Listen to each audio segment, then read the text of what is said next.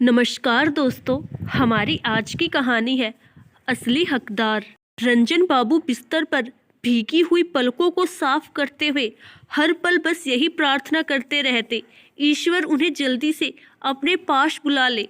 लगभग 60 वर्ष पार कर चुके रंजन बाबू को कई बीमारियों ने धर दबोचा था। बिस्तर पर ही मल मूत्र त्यागने के चलते उनका बेटा तो उनके कमरे में आने से भी हिचकता था।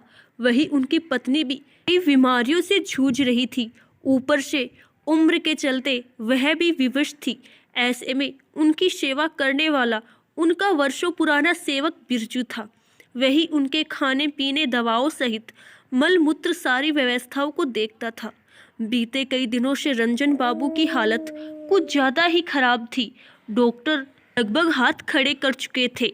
यूँ तो बिरजू को इन सब के लिए अधिक मेहनताना नहीं मिलता था, मगर फिर भी वह अपने कर्तव्य निष्ठा के चलते रंजन बाबू की सेवा में लगा रहता।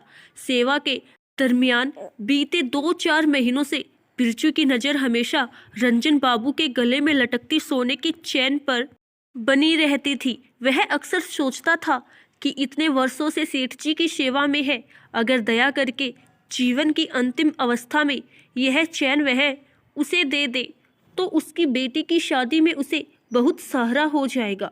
रंजन बाबू से बिरजू ने 1-2 बार बेटी की शादी और चैन के बाबत आरजू मिन्नता भी की थी, लेकिन उसकी बातें सुनकर रंजन बाबू चुप हो जाते या बात टाल जाते थे। लेकिन उस दिन दया करके सेठ ने बिरजू को स्वीकृति प्रदान कर दी कि वह चैन उसके गले से निकाल कर ले ले।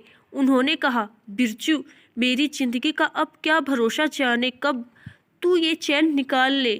रंजन बाबू की आज्ञा से बिरजू ने उसके गले से जैसे ही चैन निकाली, उस समय अचानक रंजन बाबू के बेटे दीपक ने आकर चैन उसके हाथ से छीन ली, यह कहते हुए कि एक असहाय मृत्यु शैया पर पड़े आदमी के गले से चैन निकाल लेने का हक उसका नहीं बनता है।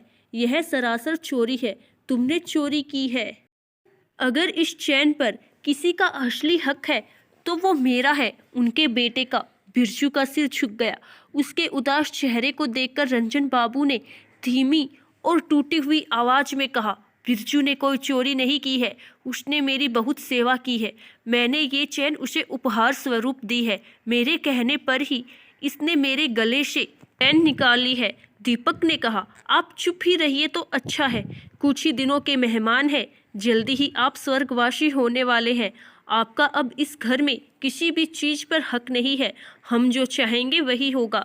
अब आपका ठिकाना धरती पर नहीं, ऊपर है, और तुम्हारा ठिकाना इस घर के बाहर है। सुना तुमने?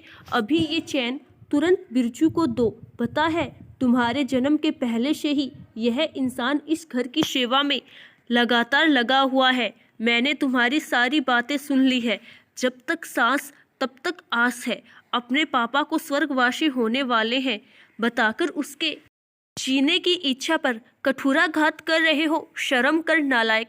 जब मालिक स्वयं अपनी मर्जी से बिरजू को उपहार स्वरूप चैन दे रहे हैं तो हम कौन हैं उनको रोकने वाले। ये सब चल अचल संपत्ति उन्हीं का अर्जित किया हुआ समझा। गुस्से में दीपक की माँ ने कहा। अपनी माँ का रौद्र रूप देखकर दीपक ने तुरंत चैन बिरजू को वापस लौटा दी।